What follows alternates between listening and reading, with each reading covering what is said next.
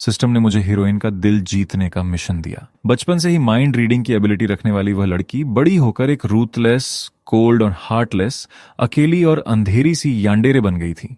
मैंने कुछ देर सोचा और तय किया कि मैं उस दुनिया में तब जाऊंगा जब हीरोइन सिर्फ 1 साल की होगी। मेरे चेहरे पर कोई एक्सप्रेशन नहीं था। आज से मैं इसका गार्डियन हूं। मैं इसे लॉ फॉलो करना, बड़ों की रिस्पेक्ट करना, पॉजिटिव रहना और एक अच्छा इंसान बनना सिखाऊंगा। एक अच्छी कैप्चर स्ट्रेटेजी की शुरुआत एजुकेशन से होती है। सिस्टम मेरी बात से कन्विंस हो गया। तुम सही कह रहे हो। और इस तरह बर्फ से ढके एक दिन मैंने अस्पताल के बाहर छोड़ी गई 1 साल की हीरोइन को अपनी बाहों में उठा लिया। 6 साल बाद मेरे खोले हुए ऑर्फनेज में उसने अपनी मासूम बच्ची वाली आवाज में पूछा, डायरेक्टर, कैप्चर का मतलब क्या होता है? मैंने उसके सिर पर प्यार से हाथ फेरा। इसका मतलब है कि मैं चाहता हूं तुम इस दुनिया की केयर और लव को महसूस करो। 7 साल की जांग शिन्यू की आंखें चमक उठी और वो खुशी से घूमने लगी। डायरेक्टर, मैं भी आपसे प्यार करती हूँ। उसके पास ही उसके फ्यूचर के सबऑर्डिनेट्स, पार्टनर्स, एनिमीज और उसका फर्स्ट लव सब मेरे आसपास इकट्ठा हो गए और खुशी से बोलने लगे, हमें डायरेक्टर सबसे ज्यादा पसंद है। हीरोइन का अफेक्शन लेवल मैक्सिमम तक पहुंच गया। होस्ट ने मिशन पूरा कर लिया, तो ऐसा भी किया जा सकता है। अचानक मौत के बाद मुझे सिस्टम की बात माननी पड़ी और कैप्चर मिशन एक्सेप्ट करना पड़ा। सिस्टम ने मुझे ओरिजिनल प्लॉट ट्रांसफर किया। फाइल में मौजूद उदास आंखों वाली उस लड़की को देखकर मैं सोच में पड़ गया। वह जमीन पर पैरों तले कुचली जा रही थी और उसका पूरा शरीर घावों से भरा हुआ था। उसकी आंखें बेजान, फीकी सी ग्रे थीं, इतनी ठंडी कि जैसे पूरी दुनिया से अलग हो चुकी हो। जब तुम इस दुनिया में जाओगे तब तुम उसे घर ले जा सकते हो, लेकिन अभी वो बाहर छोटे मोटे काम कर रही है और हर तरह की बुलिंग झेल रही है। ज्यादा चांसेस हैं कि वह तुम पर ट्रस्ट नहीं करेगी, इसलिए तुम्हें लव से उसे बदलना होगा। और उसका एक चाइल्डहुड फ्रेंड भी है जो उसका फर्स्ट लव है। स्कैन के मुताबिक जब वह दोनों दोबारा मिलेंगे तब उनके बीच एक मिसअंडरस्टैंडिंग होगी। मैंने उसे बीच में ही रोक दिया। उसकी एज कितनी है? वो तो टीनेजर लग रही है। सिस्टम कुछ पल के लिए रुक गया। ये उसकी 14 साल की फोटो है। तो फिर वो बाहर काम क्यों कर रही है? इस एज में तो उसे स्कूल में होना चाहिए। पैसे ना होने की वजह से उसने स्कूल छोड़ दिया। 9 साल की कंपलसरी एजुकेशन, उसकी ट्यूशन की रिस्पॉन्सिबिलिटी ऑर्फेनेज की होनी चाहिए। जिस ऑर्फेनेज में वह है वह रूल्स के हिसाब से ऑपरेट नहीं करता। मेरे सवालों से सिस्टम घबरा गया। ऐसा है क्या? मैं कुछ देर सोचता रहा। लगता है इस एरिया का वेलफेयर सिस्टम ही फ्लॉड है। मुझे इस दुनिया में भेजो। मैंने पहले ही तय कर लिया है कि मुझे क्या करना है। तो तुम कौन सी टाइमलाइन चुनना चाहोगे? जब वह 14 साल की है और एक कस्टमर उसकी बेइज्जती कर रहा है, या जब वह 18 साल की उम्र में एक गली में बेहोश हो जाती है, या 23 साल की? बिल्कुल, जब वह 1 साल की होगी। जांग हेक्सुए पैदाइशी तौर पर कमजोर और बीमार थी। उसके फादर का कोई पता नहीं था और उसकी मदर की चाइल्ड बर्थ के दौरान डेथ हो गई थी। जब वह सिर्फ 1 साल की थी तब उसके दूर के रिश्तेदारों ने उसे अस्पताल के गेट पर छोड़ दिया। वह कड़ाके की सर्दी का दिन था और आसमान से बर्फ गिर रही थी। जांग हेक्सुए को तेज बुखार था और उसकी सुनने की एबिलिटी का एक हिस्सा चला गया था। लेकिन आयरनी ये थी कि उसके पास हीरोइन का गोल्डन चीट था, माइंड रीडिंग। उस दिन से उसकी दुनिया खामोशी में डूब गई, लेकिन हर तरफ से उसकी तरफ मैलिस उमड़ने लगी। मैं अस्पताल के गेट के सामने खड़ा था और अपनी बाहों में आराम से सो रही उस बच्ची को देख रहा था। मैंने सीधे सिस्टम से कहा, अगर तुम चाहते हो कि मैं इसका दिल जीतूं तो मुझे कुछ पर्क्स भी दो, जैसे पैसे, वरना हीरोइन भूख से मर जाएगी। कैप्चर मिशन पूरा होने से पहले मैं तुम्हें कोई फाइनेंशियल असिस्टेंस नहीं दे सकता। मुझे फर्क नहीं पड़ता। तुम मुझे यहाँ लाए हो तो मेरे लिए भी कोई सोल्यूशन निकालो। ठीक है, थोड़ी देर रुको। कुछ देर बाद सिस्टम वापस आया। उसने मुझे एक बैंक कार्ड दिया और कहा कि ये प्रीवियस होस्ट की स्पॉन्सरशिप है। मैंने बिना सोचे बैंक कार्ड ले लिया। पर्क एक्टिवेट करने के बाद सिस्टम थोड़ा परेशान लग रहा था। ये 13वीं बार थी जब उसने मुझसे पूछा, क्या ये सच में ठीक रहेगा? कैसा रहेगा अगर मैं तुम्हें 10 साल फ्यूचर में भेज दूं? मैंने अपनी उंगली हिलाकर मना कर दिया। मैं अभी 22 साल का हूं और इस कैप्चर मिशन के लिए 1 साल की एज बिल्कुल सही है। 18 बिल्कुल नहीं, 16 भी नहीं और 11 तो बिल्कुल भी नहीं। मैंने बच्ची को कपड़े में अच्छे से लपेटा और उसे लेकर अस्पताल के अंदर चला गया। उम्मीद करता हूं अभी देर नहीं हुई होगी। शायद उसकी हियरिंग अभी भी बच सकती है। सिस्टम ने मेरे लिए फेक आईडी डॉक्यूमेंट्स बना दिए। सबसे पहले मैं जांग हेक्सुए को अस्पताल ले गया ताकि उसका चेकअप और ट्रीटमेंट हो सके। उसके बाद मैं उस पुराने और टूटे फूटे बोए ऑर्फनेज को टेक ओवर करने चला गया। अस्पताल ने प्रोसीजर पूरा करके जांग हेक्सुए को पुलिस के हवाले कर दिया। मेरी प्लानिंग की वजह से बाद में मैंने ही उसे लीगली अडॉप्ट कर लिया और वह बोए ऑर्फनेज में आ गई। वो ऑर्फनेज की इकलौती बच्ची बन गई। सब कुछ ओरिजिनल प्लॉट की तरह ही था, बस एक फर्क था। इस बार ऑर्फनेज का डायरेक्टर मैं था। जांग हेक्सुए की देखभाल करते हुए मैंने पूरे ऑर्फनेज को दोबारा बना दिया। मैंने अंदर की सारी फैसिलिटीज सिस्टमैटिकली इंप्रूव कर दी। सब कुछ हैरान कर देने वाली स्पीड से आगे बढ़ा। ये देखकर सिस्टम सच में शॉक हो गया, क्योंकि जांग हेक्सुए का अफेक्शन लेवल मेरे लिए बहुत तेजी से बढ़ने लगा। वह पहले ही 80 तक पहुंच चुका था। मुझे इस बात पर बिल्कुल भी हैरानी नहीं हुई। एक छोटे बच्चे के लिए सबसे करीबी इंसान वही होता है जो हर दिन उसकी देखभाल करता है। भले ही जियांग हेक्स्यू अभी लव का मतलब नहीं समझती थी, लेकिन उसने यह जरूर सीख लिया था कि जब भी मैं उसे लेने आता वह अपनी बाहें मेरी तरफ बढ़ा देती और एक प्यारी सी मुस्कान दे देती। हर बार यह देखकर सिस्टम खुद से ही बोलता, ये कैसे पॉसिबल है? तुम सच में ऐसा कर सकते हो? तो ऐसे भी किया जा सकता है। मैंने उसकी हैरानी को नजरअंदाज किया। मैंने सामने पूरी तरह बदल चुके ऑर्फनेज की तरफ देखा और संतुष्टि से कहा, काफी अच्छी एफिशिएंसी है। बस ये देखना है कि आसपास कोई इंटीग्रेटेड एजुकेशनल फैसिलिटीज हैं या नहीं। मैंने इस एरिया की पॉलिसीज चेक की हैं। ऑर्फनेज अपना खुद का स्कूल भी चला सकते हैं। बस बोए, ऑर्फनेज अभी उन रिक्वायरमेंट्स को पूरा नहीं करता। मुझे अभी और मेहनत करनी होगी। सिस्टम मेरी बात समझ नहीं पाया, इसलिए उसने चुप रहना ही ठीक समझा। समय पर अस्पताल पहुंचने और मेरी अच्छी देखभाल की वजह से जांग हेक्सुए का शरीर बहुत हेल्थी हो गया था। 3 साल की उम्र में वो दौड़ने भागने लगी थी और अपनी मीठी तोतली आवाज में मुझे डायरेक्टर कहकर बुलाती थी। छोटी जांग हेक्सुए ने मुझसे पूछा, डायरेक्टर मेरे नाम का क्या मतलब है? मैंने उसे गोद में उठाया और बताया, जिस दिन तुम इस दुनिया में आई थी उस दिन बर्फ गिर रही थी और तुम्हारी माँ को क्रेन्स बहुत पसंद थी। वो अभी इतनी छोटी थी कि मौत और बिछड़ने का मतलब नहीं समझ सकती थी, लेकिन मैं सिर्फ इस वजह से उसके नाम की असली वजह मिटाना नहीं चाहता था। जियांग हेक्स्यू को मेरी बात आधी समझ आई। तो मेरा नाम उस क्रैन पर रखा गया है जो मम्मी को पसंद था।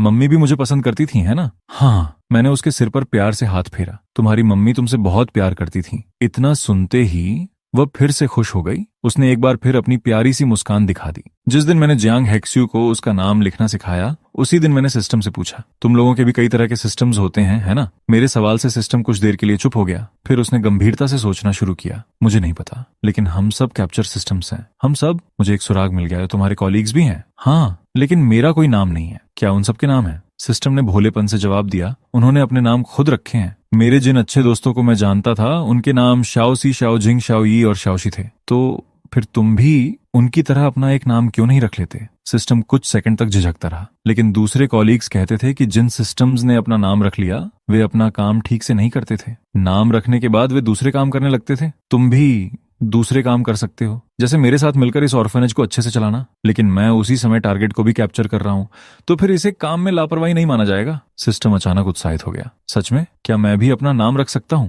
मैंने मुस्कुराकर कहा, बिल्कुल। तुम क्या कहलाना चाहते हो? सिस्टम ने थोड़ी देर सोचा। मैं आपके साथ ऑर्फनेज चला रहा हूं, इसलिए मैं अपना नाम शाओफू रखना चाहता हूं। मैंने कुछ पल सोचा। शाओफू अच्छा नाम है। काफी देर तक उसने कोई आवाज नहीं निकाली। मुझे लगा वह शायद अपने दोस्तों को यह खुशी बताने चला गया है। जिस दिन ऑर्फनेज आधिकारिक रूप से दोबारा खुला, उस दिन मैं जियांग हेक्स्यू को साथ लेकर नए बच्चों का स्वागत करने बाहर गया। मैं पहले ही उनकी फाइल्स पढ़ चुका था।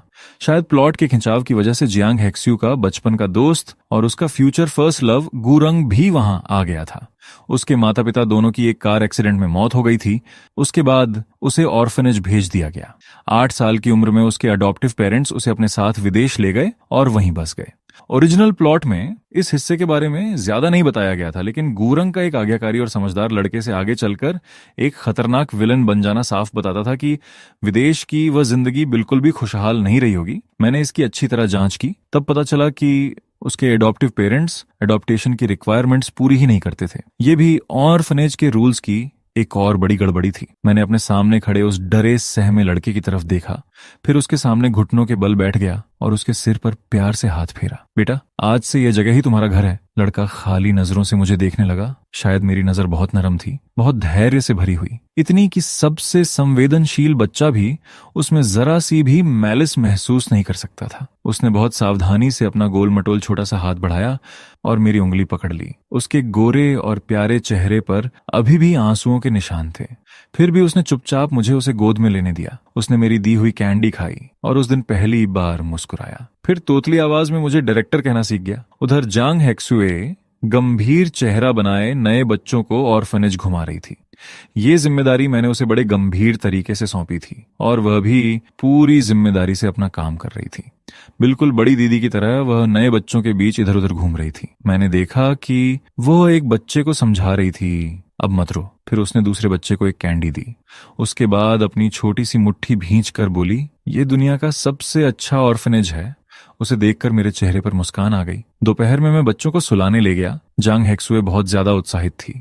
उसे बिल्कुल भी नींद नहीं आ रही थी। वह धीरे से मेरे पास आकर फुसफुसाई, डायरेक्टर, आज जितने भी नए बच्चे आए हैं उनमें मुझे लूची सबसे अच्छा लगा। वो बहुत कूल है। अच्छा, ऐसा है। लूची, ये नाम इतना जाना पहचाना क्यों लग रहा है? जब मेरी नजर लूची के चेहरे पर बने बर्थमार्क पर पड़ी तब मुझे अचानक सब याद आ गया। क्या यह वही लूची नहीं है जो भविष्य में जांग हेक्सुए का सबसे बड़ा दुश्मन और माफिया बॉस बनेगा? लगता है लीगल एजुकेशन को जल्दी ही शेड्यूल में शामिल करना पड़ेगा। अभी का लूची बहुत डरा सहमा लगता था। वह हमेशा सिर झुकाकर रहता था और अपने चेहरे के बड़े बर्थ मार्क की वजह से किसी से बात करना पसंद नहीं करता था। ऊपर से उसका जन्म हल्की इंटेलेक्चुअल डिसेबिलिटी के साथ हुआ था। इसी वजह से उसके अपने बायोलॉजिकल पेरेंट्स ने उसे छोड़ दिया था। बच्चे को छोड़ देना एक क्राइम है। मैंने लूची के उदास और असुरक्षित चेहरे की तरफ देखा, फिर जांग हेक्सुए को अपने पास बुलाया। शायद उसने मेरे मन की बात सुन ली थी। उसकी आंखें भर आईं। वह उदास होकर बोली, डायरेक्टर, क्या लूची के मम्मी पापा अब उसे नहीं चाहते? जियांग हेक्सुए के पास माइंड रीडिंग की एबिलिटी थी और उसने ये बात मुझसे कभी नहीं छिपाई। लेकिन उसने मेरे साथ छोटी उंगली मिलाकर प्रॉमिस किया था कि ये सिर्फ हम दोनों का सीक्रेट रहेगा। इसलिए मैंने भी गंभीरता से कहा, उसके माता पिता ने गलत किया है, उन्हें पुलिस पकड़ लेगी। जांग हेक्सुए को बात पूरी तरह समझ नहीं आई, लेकिन उसने कहा, मैं उससे दोस्ती करना चाहती हूँ तो उसे गार्डन में खेलने ले जाओ। पिछली बार तुमने ही तो कहा था कि तुम किसी दोस्त के साथ सीसॉ खेलना चाहती हो। जांग हेक्सुए की आंखें चमक उठीं, लेकिन अगले ही पल उसका चेहरा उतर गया। लेकिन अभी तो नाप टाइम है। कोई बात नहीं, आज के लिए एक्सेप्शन है। मैंने उसके सिर पर हाथ फेरा। हेक्सुए, आज से हम सब लूची का परिवार हैं। मैं चाहता हूँ कि लूची खुश रहे। क्या तुम ये कर सकती हो? जांग हेक्सुए जोश से भर गई। मैं कर सकती हूँ। मैंने गार्डन का दरवाजा खोला और हाथ हिलाया। धूप में उन दोनों छोटे छोटे बच्चों को धीरे धीरे खुशी से चिल्लाते हुए सीसॉ की तरफ दौड़ते देखा। फिर मैं वापस डॉर्म में लौट आया। जैसा मैंने सोचा था, हर छोटा सा सिर झुका हुआ था। नींद नहीं आ रही है ना? मैं हंस पड़ा। कुछ पल के लिए पूरा कमरा बिल्कुल शांत हो गया। सिर्फ गुर्रेंग ने सिर उठाया और खिड़की के बाहर गार्डन की तरफ उंगली से इशारा किया। उसने अपनी मीठी तोतली आवाज में कहा, मैं डायरेक्टर के साथ खेलने जाना चाहता हूँ, तो फिर चलो आज हम सब गार्डन में जाकर खेलते हैं। मैं मुस्कुराया। मेरी आंखें भी मुस्कान से सिकुड़ गईं। लेकिन अभी नाप टाइम है, इसलिए अगली बार ऐसा नहीं होगा, ठीक है? जो बच्चे पहले घबराए हुए और तनाव में थे, उनकी आंखें तुरंत चमक उठी। उन्होंने एक साथ जवाब दिया, ठीक है। खुश छोटी छोटी चिड़ियों के झुंड की तरह वे सब गार्डन की तरफ दौड़ पड़े। मैं धीरे धीरे उनके पीछे चलता गया और शाओफू से बात करने लगा। मेरे लिए इन बच्चों का अफेक्शन लेवल इतना ज्यादा क्यों है? होस्ट, मैंने कभी किसी का कैप्चर इतनी तेजी से आगे बढ़ते नहीं देखा। क्या तुम एक कहानी जानते हो? एक बोतल में बंद डीमन ने वादा किया था कि अगर कोई उसे आजाद करेगा तो वह उसे अनगिनत पावर और धन देगा। लेकिन कई साल बाद जब एक मछुआरे ने उसे आजाद किया तो डीमन उसी से नाराज हो गया। उसे लगा कि मछुआरा बहुत देर से आया। ये कहानी मेरे डेटाबेस में है। लव भी बिल्कुल इसी तरह काम करता है। किसी का दिल जीतना असल में एक एक्सचेंज है। लव दो और लव पाओ। लेकिन अगर किसी बच्चे ने बचपन से कभी लव ही महसूस नहीं किया हो तो तुम्हें क्या लगता है वह नकली और अधूरा लव किस चीज के बदले मिल सकता है? तो अगर मैं हेक्सुए के 15 या 16 साल की उम्र में आता तो उसके दिल में मेरी जगह कभी भी गुरेंग से ऊपर नहीं हो सकती थी, जो बचपन से उसके साथ बड़ा हुआ था। तो कैप्चर सफल करने के लिए ही आपने 1 साल वाली टाइमलाइन चुनी? होस्ट, पूरी तरह नहीं। मैं मुस्कुराया और मेरी तरफ भागते हुए एक छोटे बच्चे को गोद में उठा लिया। मैंने उसके सिर पर प्यार से हाथ फेरा। मैं तुम्हें सिर्फ एक बात बताना चाहता हूँ। क्या? कैप्चर शब्द बहुत भद्दा लगता है। इस दुनिया में लव के बहुत सारे रूप होते हैं। बच्चों को उन सबसे परिचित कराना भी एक तरह का कैप्चर ही है। होस्ट, आप सचमुच उन सबसे अलग हैं जिनसे मैं पहले मिला हूँ। मैंने छोटी बच्ची को स्विंग पर बैठा दिया। तुमने अब तक कितने लोगों को देखा भी है? मेरी नजर में तो तुम भी अभी एक बच्चे ही हो। शायद तुम्हारे इवैल्यूएशन के हिसाब से किसी का दिल जीतना मेरा काम था, इसीलिए तुमने मुझे चुना। सिस्टम थोड़ा घबरा गया। तो पहले आपका काम क्या था? लेकिन ऐसा लगता है कि पहले भी बहुत सारे लोग आपसे प्यार करते थे। होस्ट, क्या सच में? मैं कुछ पल के लिए रुक गया, फिर बहुत हल्की मुस्कान के साथ बोला, मैं पहले स्पेशल एजुकेशन में काम करता था। मैं जियांग परिवार का सचमुच एक अजीब सदस्य था। मेरे सभी भाई बहनों की अपनी अपनी बड़ी महत्वाकांक्षाएं थीं। किसी ने कंपनी संभाल ली, कोई कला के क्षेत्र में चमकने लगा। सिर्फ मैं ही कुछ सालों के लिए एक छोटे से काउंटी शहर में पढ़ाने चला गया। फिर वापस आकर मैं एक स्पेशल एजुकेशन स्कूल में शिक्षक बन गया। आखिर में मैंने अपना खुद का ऑर्फनेज ही खोल लिया। ज्यादातर अनाथ बच्चे पूरी तरह स्वस्थ नहीं होते, उनमें अक्सर शारीरिक या मानसिक कमियां होती हैं। शुरुआत में जब मेरा परिवार मुझसे मिलने आता था तो मेरे शरीर पर लगे घाव देखकर डर जाता था। उन्होंने मुझसे एक बार नहीं कई बार पूछा, जांगशी क्या तुम पागल हो गए हो? बाहर के लोग तो इसे और भी कम समझ पाते थे। जांग परिवार के सभी बच्चे ऐशो आराम में बड़े हुए थे, तो फिर जांगशी नाम का ऐसा इंसान क्यों था जिसमें जरा सा भी रईसी घमंड नहीं था। लेकिन जिंदगी में हमेशा कुछ ऐसी चीजें होती हैं जो किसी इंसान को पूरी तरह बदल देती हैं। हालांकि मेरा किसी को नोबल या वल्गर साबित करने का कोई इरादा नहीं है, न ही मैं बड़े बड़े शब्दों से खुद को महान दिखाना चाहता हूँ। असलियत में मैं भी भीड़ में मौजूद सबसे साधारण लोगों जैसा ही हूँ, बस मैंने अलग रास्ता चुन लिया। इसलिए लोगों के शक और मजाक को मैंने हमेशा अनसुना किया और मुस्कुराकर सिर्फ इतना कहा, मैं भी सबकी तरह हूँ, बस वही कर रहा हूँ जो मैं करना चाहता हूँ। शाओफू ने मुझसे पूछा, वो कौन सी बात थी जिसने आपको पूरी तरह बदल दिया? कौन जाने, मेरे बचपन की यादें अब बहुत धुंधली हो चुकी हैं, लेकिन जरूर कुछ ऐसा हुआ होगा। असल में मुझे आज भी वो बात याद है। मुझे याद है कि एक बार हमारे स्कूल ने चैरिटी एक्टिविटी आयोजित की थी। हम सब ने छोटे छोटे सूट और सुंदर ड्रेसेस पहनी थी। फिर हम बगल वाले स्पेशल एजुकेशन स्कूल में गिफ्ट्स बांटने गए, लेकिन उस दिन हमें वहां का एक भी छात्र नहीं दिखाई दिया। मैंने उनके टीचर्स को कहते सुना, उन्हें डर था कि बच्चे कहीं तुम्हें चोट न पहुंचा दें, इसलिए उन्होंने सभी बच्चों को डॉर्म में बंद कर दिया। हमने उनकी डेस्क पर किताबें और कपड़े रखे, कुछ फोटोज खिंचवाई और वहां से चले गए। उसी समय मेरी नजर एक डेस्क पर रखी फेरी टेल बुक पर पड़ी। उस पर किसी ने टेढ़े मेढ़े अक्षरों में लिखा था, शौकसिन पूछता है तारे कैसे दिखते हैं, मैं भी जानना चाहता हूँ, क्या वे स्वादिष्ट होते हैं? उस फेरी टेल में आसमान के सारे तारे कैंडी से बने हुए थे। मैं सोचने लगा, क्या शौकसिन देख नहीं सकता? और इस फेरी टेल बुक का मालिक, क्या उसने कभी कैंडी भी नहीं खाई? मैंने अपने साफ सुथरे छोटे सूट की तरफ देखा, फिर बड़ी मुश्किल से अपनी जेब से एक कैंडी निकाली। मैंने चुपके से उसे उस किताब के पन्नों के बीच रख दिया। जाने से पहले मैंने एक बार पीछे मुड़कर उस डॉर्म बिल्डिंग की तरफ देखा। कुछ बच्चे जिनके चेहरे मिट्टी से सने हुए थे, खिड़की से हमें देख रहे थे। न जाने क्यों मुझे अचानक बहुत दुख हुआ। मेरे पास सिर्फ एक ही कैंडी थी और मैं सिर्फ एक ही छोड़ पाया। मैं सिर्फ एक बच्चे को ही तारों का स्वाद चखा सकता था। मैंने अभी अभी लगातार एक हफ्ते तक बिना रुके काम किया है। हमारे ऑर्फनेज में बच्चों का एक नया समूह आया है। उनके आने से इस छोटी सी जगह में रौनक और चहल पहल आ गई, लेकिन साथ ही बहुत सारी नई जिम्मेदारियां भी आ गईं। बच्चों के लिए कौन सा मिल्क ब्रांड लेना है से लेकर इंस्टीट्यूट के लिए नए टीचर्स भर्ती करने तक, हर काम मुझे खुद ही संभालना पड़ रहा था।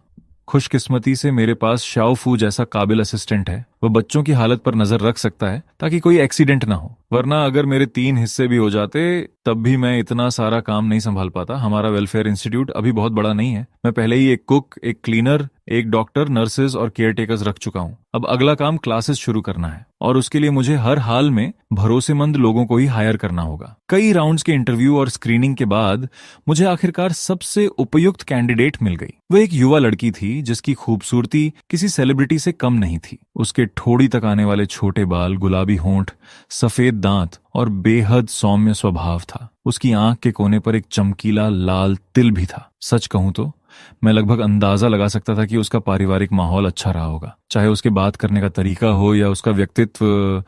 वह ऐसी लड़की लग रही थी जो बचपन से प्यार दुलार में पली हो, लेकिन उसकी त्वचा हल्की सांवली थी और उसके गालों पर अब भी पहाड़ी धूप और ठंडी हवाओं की लाली बाकी थी। मेरा नाम अनवन किंग है। लड़की की आंखें तारों की तरह चमक रही थीं। नमस्ते डायरेक्टर जियांग, मैंने उसकी ओर हाथ बढ़ाया। नमस्ते मिस वान किंग। वान किंग के नौकरी पर आने के बाद बच्चों की पढ़ाई पर ध्यान देने के लिए मेरे पास पहले से ज्यादा समय हो गया। अच्छी फंडिंग वाले वेलफेयर इंस्टीट्यूट अपना खुद का स्कूल चलाते हैं, जबकि जिनके पास पर्याप्त संसाधन नहीं होते वे बच्चों को बाहर के डे स्कूल में भेज देते हैं। लेकिन कुछ बच्चों की विशेष परिस्थितियों को देखते हुए मैंने फैसला किया कि उनकी क्षमता के अनुसार अलग अलग क्लासेस बनाई जाए। सारी औपचारिकताएं पूरी करने के बाद मैं वान किंग को साथ लेकर नए होमरूम टीचर्स की भर्ती करने लगा और इसी के साथ इंस्टीट्यूट में आधिकारिक रूप से पढ़ाई शुरू हो गई। ऑर्फनेज में बच्चों की संख्या ज्यादा नहीं थी, इसलिए मैंने सिर्फ एक ही क्लास बनाई। उस क्लास का नाम बच्चों ने लोकतांत्रिक तरीके से वोट देकर चुना। सभी को चिंग मियाओ नाम बहुत पसंद आया। इस तरह बोवे वेलफेयर इंस्टीट्यूट की पहली क्लास, चिंग मियाओ क्लास, आधिकारिक रूप से शुरू हो गई। मुझे हमेशा से इस तरह के कामों का अच्छा अनुभव रहा है और वान किंग ने भी पूरी तैयारी कर रखी थी। इसी वजह से पढ़ाई बहुत ही आसानी से आगे बढ़ी। असल में बच्चों की शुरुआती शिक्षा में सबसे जरूरी चीज ज्ञान देना नहीं होती, बल्कि उनमें अच्छी आदतें डालना और उनके व्यक्तित्व का निर्माण करना होता है। मैंने एक स्टोरी टेलिंग क्लास शुरू की। हर दिन मैं बच्चों को एक कहानी सुनाता। परी कथाओं की दुनिया में आखिरकार सूरज हमेशा निकलता है, बुरे लोग हमेशा हारते हैं, प्रिंसेस को उसका प्रिंस मिल जाता है और बदसूरत बत्तख का बच्चा एक सुंदर सफेद हंस बन जाता है। संयोग से बचाए गए छोटे छोटे जानवर भी एक दिन अपना एहसान जरूर चुकाते हैं। बेशक जिंदगी सिर्फ परी कथाएं नहीं होती।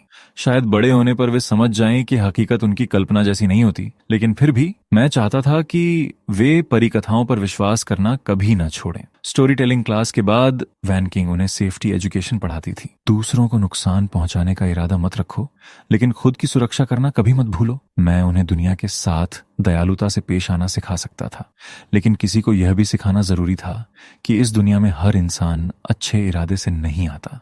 उन्हें हमेशा सतर्क रहना चाहिए और खुद की रक्षा करना भी सीखना चाहिए। मैंने जियांग हेक्स्यू को चिंग मियाओ क्लास का क्लास मॉनिटर बना दिया। उस दिन से उस छोटी सी लड़की में जिम्मेदारी का एहसास जाग गया। हर दिन वह पूरी मेहनत से क्लास का माहौल अच्छा बनाए रखने की कोशिश करती। ज्यादातर समय हमारी छोटी क्लास मॉनिटर पूरे जोश से भरी रहती थी, लेकिन कभी कभी वह उदास भी हो जाती थी। जैसे आज जियांग हेक्स्यू ने उदासी से अपना सिर मेरी गोद पर रख दिया। डायरेक्टर, आज लूची रो रहा था। मैंने उसके मन की बात सुनी। वह सोच रहा था कि उसके मम्मी पापा उसे क्यों नहीं चाहते। ऑर्फनेज जाने के बाद लूची पहले से कहीं ज्यादा खुल गया था, लेकिन शाम ढलने पर वह आज भी कभी कभी चुपके से रो लेता था। जियांग हेक्स्यू अपने दोस्त का यह दुख दूर नहीं कर पा रही थी, इसलिए वह मुझसे पूछने चली आई। मेरी बताई कहानियों में उसकी माँ उससे बहुत प्यार करती थी। इसी वजह से जियांग हेक्स्यू समझ नहीं पा रही थी कि लूची के माता पिता अपने ही बच्चे को कैसे छोड़ सकते हैं। शाओशू, हर इंसान अलग होता है। कुछ माता पिता ऐसे भी होते हैं जो अपने बच्चों से प्यार नहीं करते, तो फिर उन्होंने उसे जन्म ही क्यों दिया? उसके बहुत सारे कारण हो सकते हैं और हम उन्हें नहीं जानते। लेकिन मैं तुम्हें एक बात बताना चाहता हूँ, लूची के माता पिता ने उसे छोड़कर क्रिम किया है। इस दुनिया में ऐसे बहुत से बच्चे हैं जिन्हें उनके माता पिता ने छोड़ दिया। कम से कम लूची के पास तुम्हारे जैसा दोस्त तो है जो उसकी चिंता करता है, लेकिन बहुत से बच्चों के पास तो कोई दोस्त भी नहीं होता। सच? जियांग हेक्स्यू की काली आंखें बड़ी हो गई। हाँ, मैंने उसे एक सलाह दी, जब तुम लोग थोड़े और बड़े हो जाओ तब लूची के साथ मिलकर उन बच्चों की रक्षा करना जिन्हें भी उसी की तरह छोड़ दिया गया है। मैं अभी जाकर लूची को बताती हूँ। By director. जियांग हेक्स्यू ने मेरी बात गंभीरता से सुनी, फिर उठकर बाहर भाग गई। जाओ शाओशू। असल में ओरिजिनल स्टोरी में लूची अपने लोगों की रक्षा करने के लिए बेहद प्रसिद्ध था। उसके ज्यादातर सबोर्डिनेट्स सड़कों पर भटकने वाले लड़के थे और उनमें से लगभग सभी ऐसे अनाथ थे जिनके माता पिता नहीं थे। मुझे पूरा यकीन था कि यह सिर्फ संयोग नहीं था। हालांकि ओरिजिनल प्लॉट की तस्वीरों में चेहरे पर बर्थमार्क वाला वह आदमी बेहद डरावना दिखता था। उसके चेहरे पर हमेशा ठंडा भाव रहता था, मानो उसके अंदर कोई भावना ही ना हो। लेकिन शायद अपने बचपन में वह भी किसी से उसी तरह सुरक्षा पाना चाहता था। लोग अक्सर कहते हैं कि बड़े होकर इंसान जो कुछ करता है उसमें से बहुत सी चीजें उसके बचपन की अधूरी इच्छाओं की भरपाई करने की कोशिश होती हैं। मैं गहरी सोच में डूब गया। कम से कम इस बार मैं लूची को दोबारा माफिया बॉस नहीं बनने दूंगा। क्लासेस शुरू होने के बाद पहली पछड़ आई। मैंने बच्चों को एक खबर सुनाई। कल पूरे इंस्टीट्यूट की छुट्टी रहेगी। हम सब ऑटम आउटिंग पर जा रहे हैं। पहले बच्चों की सुरक्षा और उन्हें संभालने की सुविधा के लिए उन्हें बहुत कम बाहर ले जाया जाता था। इतने बड़े समूह में तो लगभग कभी नहीं। ऑटम आउटिंग की जगह भी बच्चों ने वोट देकर चुनी और आखिरकार उन्होंने झू जाना तय किया। मैंने science and technology museum, history museum और बोटैनिकल गार्डन जैसी कई जगहों से संपर्क किया था, लेकिन अंत में मुझे पता चला कि पड़ोसी शहर का ननचंग जो सबसे उपयुक्त रहेगा। जब जू के डायरेक्टर को पता चला कि वेलफेयर इंस्टीट्यूट के बच्चे घूमने आने वाले हैं, तो उन्होंने बहुत उदारता से कहा कि सभी बच्चों की एंट्री बिल्कुल फ्री होगी। उन्होंने यहां तक कहा कि पार्क के अंदर बच्चों का लंच भी उनकी तरफ से रहेगा। हमें सिर्फ आने जाने का ट्रांसपोर्टेशन खर्च देना होगा। मैंने थोड़ी जानकारी जुटाई, तब पता चला कि ननचंग जू काफी मशहूर है। वहां का माहौल बहुत अच्छा था और वहां के जानवर भी बेहद समझदार थे। जू ने एक बड़ी और प्रसिद्ध एंटरटेनमेंट कंपनी के साथ मिलकर एक रियलिटी शो भी बनाया था और वह वैरायटी शो आज तक बेहद लोकप्रिय है। नानचांग जू की डायरेक्टर भी काफी मशहूर थी। पहला कारण, वह बेहद खूबसूरत थी। दूसरा कारण, उन्होंने हमेशा पर्यावरण संरक्षण और जानवरों की सुरक्षा से जुड़े जन कल्याण के कामों में खुद को समर्पित किया था।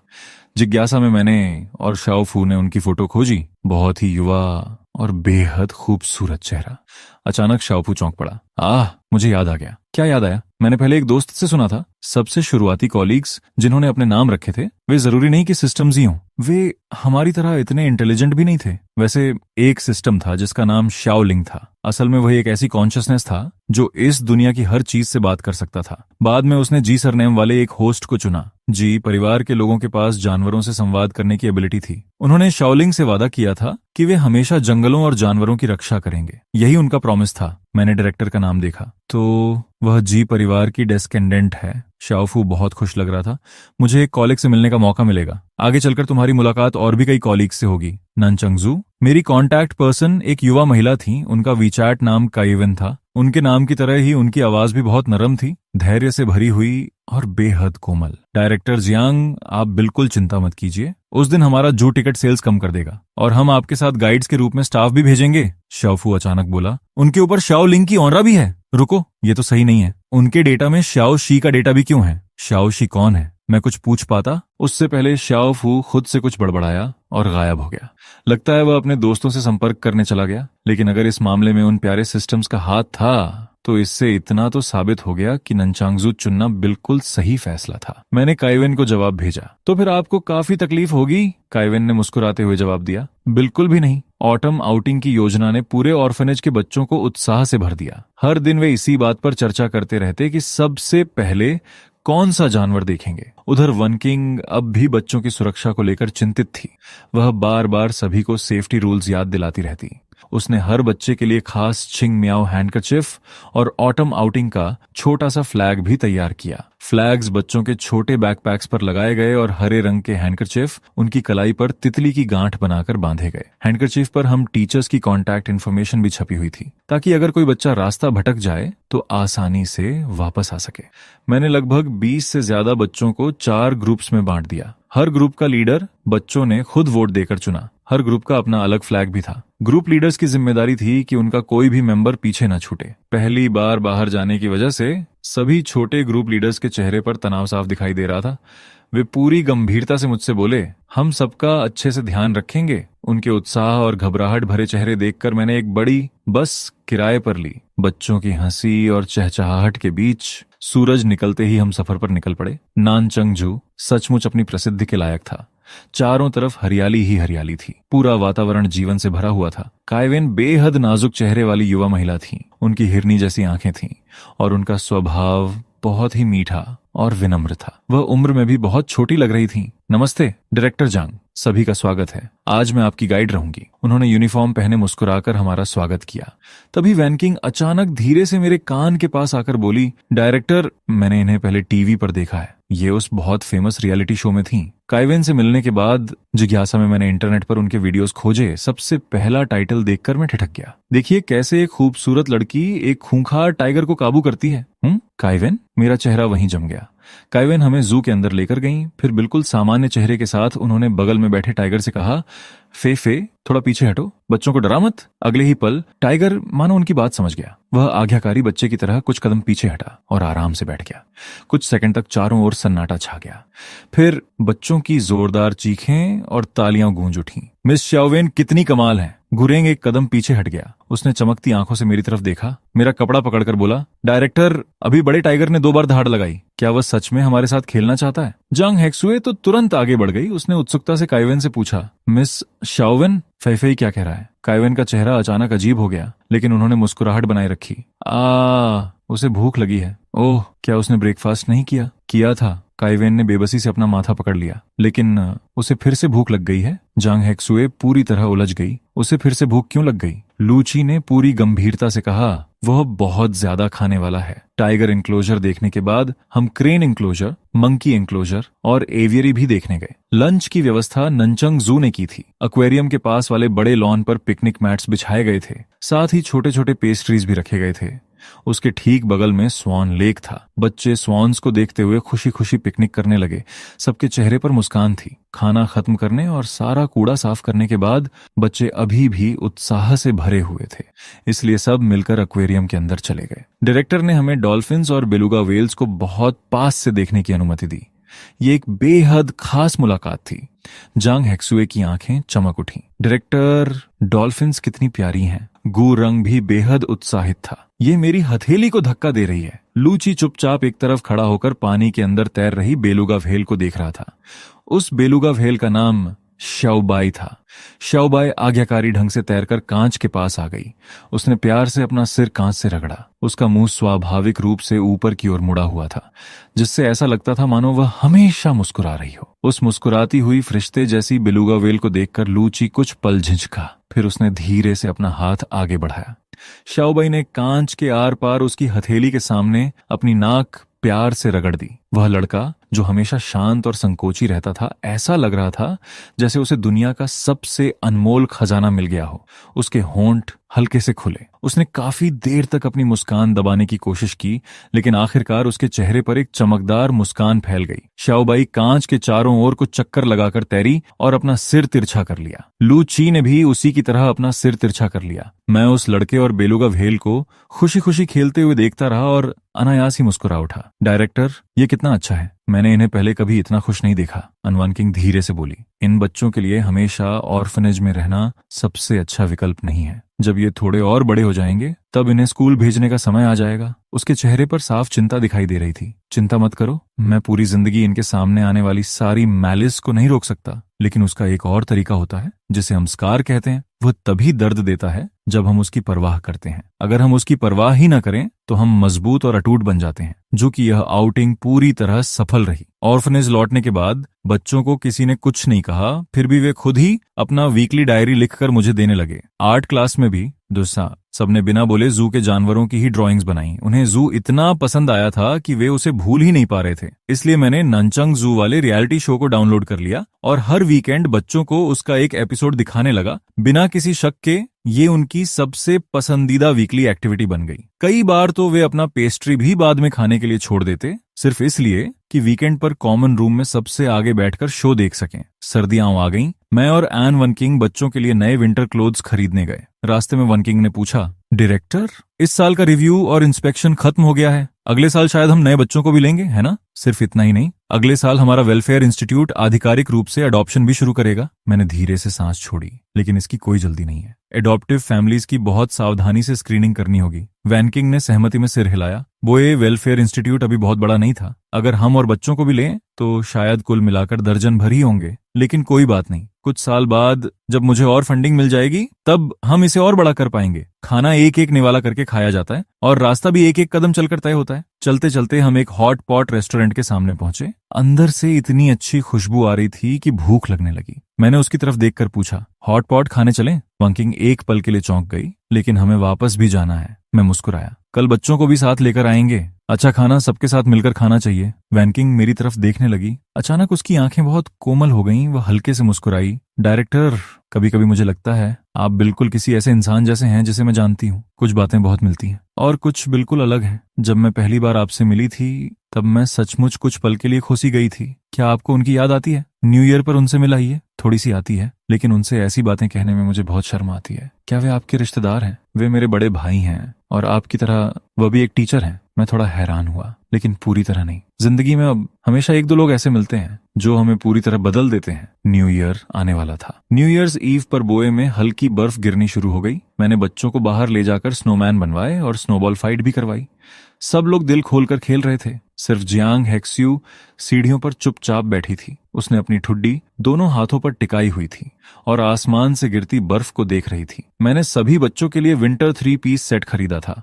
उसने अपना एक मुलायम ग्लोव उतारा और गिरती हुई स्नोफ्लेक्स को अपनी हथेली पर पकड़ने लगी। मैं लगभग समझ गया कि वह क्या सोच रही थी। मैंने उसे एक बार बताया था कि जिस दिन उसका जन्म हुआ था उस दिन भी बर्फ गिर रही थी और उसी दिन उसकी पहली मुलाकात अपनी माँ से हुई थी। शायद उसे लगता था कि हर बार जब बर्फ गिरती है तो उसकी माँ उससे मिलने वापस आती है, लेकिन वह ज्यादा देर तक अकेली नहीं बैठ सकी। लूची और गुरेंग दोनों ने उसकी एक एक बांह पकड़ ली और उसे खींचकर अपने साथ ले गए। जल्दी आओ, बर्फ पर ड्राइंग बनाते हैं। मैं और लूची तो बना चुके हैं, अब बस तुम्हारा इंतजार कर रहे थे। ठंड से गुरंग का चेहरा लाल हो गया था, लेकिन वह बेहद उत्साहित था। मैंने एक छोटा टाइगर बनाया है। लूची ने एक छोटी व्हेल बनाई है। तुम क्या बनाओगी? जियांग हेक्स्यू नीचे बैठ गई और बर्फ पर ड्राइंग बनाने लगी। गुरेंग ने कुछ देर देखा, फिर उलझन में बोला, ये क्या है? इल्ली? लूची भी काफी देर तक देखता रहा, फिर गंभीरता से बोला, मुर्गी। जो जियांग हेक्स्यू अभी तक गर्व से मुस्कुरा रही थी, वह तुरंत गुस्से से आंखें बड़ी करके बोली, नहीं, ये नहीं है, ये रेड क्रॉन्ड क्रैन है। क्रैन!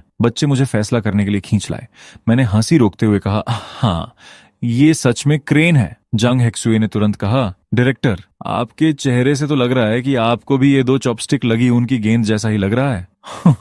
पकड़ा गया। मैंने मुस्कुराते हुए उसके सिर पर हाथ फेरा। अच्छा, ऐसा करते हैं, मैं तुम्हारे साथ मिलकर एक क्रेन बनाता हूँ। अभी तक गुस्से में गाल फुलाए बैठी छोटी लड़की तुरंत खिल उठी। बर्फ में खेलने के बाद मैंने सभी बच्चों को अंदर भेजा। जल्दी से गर्म पानी से हाथ और चेहरा धो लो, वरना सर्दी लग जाएगी। ऑर्फनेज का न्यू ईयर बिल्कुल भी अकेला नहीं था। बहुत से लोग हमसे मिलने आए। एन वैन किंग भी घर नहीं गई। जब मैंने वजह पूछी तो उसने मुस्कुराकर कहा, बोए, ऑन ऑर्फनेज के साथ मेरा ये पहला न्यू ईयर है। मैं बच्चों के साथ ही रहना चाहती हूँ। हमने मिलकर दरवाजों पर स्प्रिंग कपलेट्स लगाए, फिर साथ बैठकर स्प्रिंग फेस्टिवल गाल देखा, गेम्स खेले और सबने अपनी अपनी विशेस भी मांगी। मैंने हर बच्चे के लिए एक रेड एनवलप तैयार किया था। उसमें एक गिफ्ट था और उनके लिए मेरा लिखा हुआ एक दिल से निकला संदेश भी। बदले में मुझे बच्चों की तरफ से 27 छोटी छोटी पर्चियां मिली, जिन पर उनकी विशेष लिखी हुई थी। बच्चे अभी बहुत छोटे थे, इसलिए रात के 9 बजे तक मैंने सबको सोने भेज दिया। फिर मैं अपने ऑफिस में वापस आ गया, कुछ बाकी काम निपटाने के लिए। रात के लगभग 12 बजने वाले थे। लगातार काम करने से मेरी गर्दन और कंधे अकड़ गए थे। मैं खुद उनकी मालिश करने ही वाला था कि तभी एक गर्माहट भरी ऊर्जा मेरे पूरे शरीर में फैल गई। मेरी सारी थकान पल भर में गायब हो गई। मैं ठिठक गया। शाओफू, होस्ट, न्यू ईयर शुरू होने में सिर्फ 5 मिनट बाकी हैं। हाँ, वक्त सचमुच बहुत तेजी से बीतता है। मैंने अपना पेन मेज पर रख दिया और खिड़की के बाहर गिरती बर्फ को चुपचाप देखने लगा। फिर मैं उठा और बच्चों के डॉर्मेट्री में गया। एक एक बच्चे के पास जाकर उनकी रजाई ठीक से ओढ़ा दी। Happy new year Zhangshi, happy new year Shaofu. जब जंग हेक्सुए, गूरंग और लूची 7 साल के हुए तो मैंने उनका दाखिला पास के एलिमेंट्री स्कूल में करा दिया। पिछले 2 सालों में ऑर्फनेज एक बार और बड़ा हो चुका था। हमने नए बच्चों को भी अपनाया था और कुछ बच्चों को अडॉप्ट भी कर लिया गया था, लेकिन सबसे बड़े अब भी यही तीनों थे। जियांग हेक्स्यू और गू रेंग बहुत लोकप्रिय थे। कई परिवार उन्हें अडॉप्ट करना चाहते थे। यहाँ तक कि कुछ परिवारों की आर्थिक स्थिति भी बहुत अच्छी थी, लेकिन उन दोनों में से कोई भी ऑर्फनेज छोड़ना नहीं चाहता था। जांग हेक्सुए बोली, मैं अभी भी चिंग म्याओ क्लास की क्लास मॉनिटर हूँ, मैं कहीं नहीं जाऊंगी। गुरेंग भी बोला, अगर मैं चला गया तो लूची और श्याओशु का क्या होगा? स्कूल के पहले दिन जब तीनों स्कूल के गेट से बाहर निकले तो मैंने तुरंत महसूस किया कि जांग हेक्सुए और गूरंग के चेहरे कुछ उदास थे। सिर्फ लूची हमेशा की तरह शांत था। उसने आज्ञाकारी ढंग से मुझे नमस्ते कहा। मुझे स्कूल के बाहर इंतजार करते देखकर जियांग हेक्स्यू और गुरेंग एक पल के लिए रुक गए, फिर दौड़ते हुए मेरी तरफ आ गए। मैं समझ गया कि वे अपनी भावनाएं छिपाने की कोशिश कर रहे हैं, इसलिए मैंने ज्यादा कुछ नहीं पूछा। तुम लोग अभी छोटे हो, जब भी मुझे समय मिलेगा मैं खुद तुम्हें लेने आया करूंगा। जांग हेक्सुए ने मेरा हाथ पकड़ लिया। डायरेक्टर सबसे अच्छे हैं, आज कोला ब्राइड चिकन विंग्स बनेंगे ना? मैंने उसका छोटा सा हाथ पकड़ लिया। स्कूल के पहले दिन ये हमारी ट्रेडिशन है, आज कैसे छोड़ सकते हैं? जियांग हेक्स्यू खुशी से उछल पड़ी। उसने अपना बैकपैक कसकर पकड़ा, फिर दोनों हाथ फैलाकर मुझे जोर से गले लगा लिया। गूरंग और लूची भी उसके पीछे खड़े होकर उम्मीद भरी नजरों से मुझे देखने लगे। स्वीट एंड सॉर पोक रिब्स भी हैं और फ्राइड फिश फिलेट्स भी। मैं तुम्हारी पसंद कैसे भूल सकता हूँ? गुरेंग ने शर्माते हुए हल्की सी मुस्कान दी। लूची ने सिर उठाकर मेरी तरफ देखा। उसके चेहरे पर चमकती हुई मुस्कान थी। वो मेरी यादों वाली तस्वीर के उदास लड़के से बिल्कुल अलग लग रहा था। मेरे कदम एक पल के लिए रुक गए, फिर मेरे होंठों पर खुशी भरी मुस्कान आ गई। चाहे कुछ भी हो, वह सही दिशा में बदल रहा था। यही तो मेरी सबसे पहली इच्छा थी। शाम को अपना काम खत्म करने के बाद मैं सोच रहा था कि जाकर जांग हेक्सुए से पूछूं कि आज स्कूल में क्या हुआ था। तभी ऑफिस से बाहर निकलते ही मुझे पीछे वाले गार्डन से कुछ आवाजें सुनाई दी। मैं गार्डन की तरफ गया। वहां मैंने देखा तीनों बच्चे स्लाइड के पास एक लाइन में बैठे थे। गूरंग और जांग हेक्सुए दोनों सिर झुकाए हुए थे। दोनों बहुत उदास लग रहे थे। सिर्फ लूची उन्हें समझा रहा था। कोई बात नहीं, गुरेंग गुस्से से बोला, लेकिन वे सब तुम्हारे बारे में बातें कर रहे थे, मैंने सब सुन लिया। ऑर्फनेज में तो कोई भी तुम्हारे बारे में ऐसा नहीं कहता। सबको तो तुम्हारे चेहरे का बर्थ मार्क बहुत कूल लगता है वो, इसलिए लूची भी थोड़ा घबरा गया। क्यों? घबराओ मत, आराम से बोलो। शियोशु, याद है डायरेक्टर ने तुमसे क्या कहा था? हर इंसान अलग होता है। कुछ माँ अपने बच्चों से प्यार करती हैं और कुछ नहीं करती। उसी तरह कुछ बच्चों को मेरे चेहरे का बर्थमार्क कूल लगता है और कुछ को अजीब या डरावना। ये बिल्कुल स्वाभाविक है। मुझे सिर्फ डर था कि तुम लोग दुखी हो जाओगे या छुपकर रोओगे। मैं नहीं रहूंगा। क्या तुम्हें पिछली सर्दियों की बात याद है, जब डायरेक्टर ने हमें साथ में पेंटिंग करना सिखाया था? गूरंग ने सिर हिलाया। वही दिन जब हमने वाटर कलर्स से एक दूसरे के चेहरे पर पेंटिंग की थी। डायरेक्टर ने कहा था कि कोई प्रिंसेस बनेगा, कोई प्रिंस, कोई नाइट, कोई छोटा डेविल या हीरो। फिर उन्होंने मेरे चेहरे पर एक मास्क बना दिया और कहा कि अब मैं कैमन राइडर हूं। हाँ, गुरेंग हंस पड़ा। उस दिन तुम इतने पॉपुलर हो गए थे कि हर कोई तुम्हारे साथ खेलना चाहता था। लूची, उस दिन तुम सच में बहुत कूल लग रहे थे। लूची मुस्कुराया। लेकिन मैं जानता हूँ डायरेक्टर मुझे सिर्फ ये बताना चाहते थे कि सब ठीक है। पहले मुझे लगता था कि मैं बहुत बदसूरत हूँ, लेकिन डायरेक्टर ने कहा कि मैं सबसे कूल बच्चा हूँ। उस दिन के बाद मुझे फिर कभी खुद से नफरत नहीं हुई। तीनों में लूची सबसे बड़ा था, इसलिए उसकी बातें गुरेंग और जियांग हेक्स्यू को पूरी तरह समझ नहीं आई, लेकिन वे फिर भी सुनते रहे, इसलिए कोई बात नहीं। अगर दूसरे बच्चे मेरे बारे में कुछ कहते भी हैं तो भी फर्क नहीं पड़ता, क्योंकि मेरे पास तुम दोनों हो। तुम हमेशा मेरी तरफ से बात करोगे। डायरेक्टर मेरे सबसे पसंदीदा इंसान है और तुम दोनों दूसरे नंबर पर हो। मेरे लिए भी यही है। डायरेक्टर सबसे पहले, फिर तुम दोनों। हाँ हाँ। दीवार के पीछे खड़े होकर बच्चों की बातें सुनते सुनते मैं कुछ देर के लिए खो गया। फिर मेरे होंठों से हल्की सी हंसी निकल गई। मैंने इंतजार किया जब तक तीनों ने छोटी उंगली मिलाकर हमेशा के लिए सबसे अच्छे दोस्त बने रहने का प्रॉमिस नहीं कर लिया। तब मैंने हल्की सी खांसी की और गार्डन में चला गया। ओह नहीं डायरेक्टर! चोरी छिपे बाहर खेलने आए तीनों बच्चे घबरा गए। वे तुरंत सीधे खड़े हो गए और सिर झुका लिया, लेकिन मैंने उन्हें डांटा नहीं। मैं बस उन्हें वापस डॉर्मेट्री तक ले गया। अंदर भेजने से पहले मैं उनके सामने घुटनों के बल बैठ गया। फिर धैर्य से बोला, भविष्य में चाहे कुछ भी हो तुम मुझे सब बता सकते हो। पहले खुद उसे सुलझाने की कोशिश करना, लेकिन अगर तुमसे नहीं हो पाए तो मैं जरूर तुम्हारी मदद करूंगा। ये देखकर कि मैं उन्हें रात में बाहर आने के लिए सजा नहीं दे रहा, जांग हेक्सुए के चेहरे का तनाव पूरी तरह गायब हो गया। उसने सबसे पहले सिर हिलाया। ठीक है। उसी समय श्याओफू की आवाज मेरे कानों में गूंजी। होस्ट हीरोइन का अफेक्शन लेवल पूरा भर चुका है। Mission complete. उसी पल जियांग हेक्स्यू ने धीरे से पूछा, डायरेक्टर कैप्चर का मतलब क्या होता है? मैं एक पल के लिए ठिठक गया। मैं लगभग भूल ही गया था कि जांग हेक्सुए के पास माइंड रीडिंग की एबिलिटी थी। एक दिन उसे जरूर पता चल जाता कि मैं शुरू से ही उसके पास कैप्चर मिशन लेकर आया था। लेकिन कोई बात नहीं, मैं मुस्कुराया। इसका मतलब है मैं चाहता हूं कि तुम इस दुनिया की केयर और लव को महसूस करो। मैं तुम्हें इस दुनिया में मौजूद लव के अनगिनत रूप सिखाना चाहता हूं। यही वह चीज है जिसकी कमी तुम्हारे जैसे अनगिनत ऑर्फनेज के बच्चों की जिंदगी में होती है। मैं तुम्हें बताना चाहता हूं कि एक दिन स्प्रिंग जरूर आएगी। दुनिया के किसी कोने में छोड़ दिए गए तुम्हें भी धूप का, सुबह की उसका और ठंडी हवा का आनंद लेने का पूरा अधिकार है। एक छोटी सी चिड़िया भी तुम्हारी खिड़की पर आकर तुम्हारे लिए गाना गाएगी। तुम्हें अपनी खुशी मिलेगी और तुम्हारा भविष्य बहुत उज्जवल होगा। श्याओशु, मैं बस चाहता हूँ कि तुम सुरक्षित रहो, स्वस्थ रहो। इसका मेरे कैप्चर मिशन से कोई संबंध नहीं है। ये सिर्फ इसलिए है क्योंकि तुम्हारी आंखों में भी उन अनगिनत बच्चों की तरह सितारों की चमक है जिनकी मैंने हमेशा देखभाल की है। इस बार मेरे पास सिर्फ एक कैंडी नहीं है, मैं कैंडी बनाने वाला इंसान बनना चाहता हूँ, ताकि एक दिन तुम जैसे सभी बच्चों को सितारों का स्वाद चखा सकूं। जंग हेक्सुओ को मेरी बात पूरी तरह समझ नहीं आई, लेकिन उसने फिर भी अपनी बाहें फैलाकर मुझे कसकर गले लगा लिया। डायरेक्टर, मैं भी आपसे प्यार करती हूँ। मैंने धीरे से उसके सिर पर हाथ फेरा। अब सब ठीक था, क्योंकि वह लव का असली मतलब समझ चुकी थी।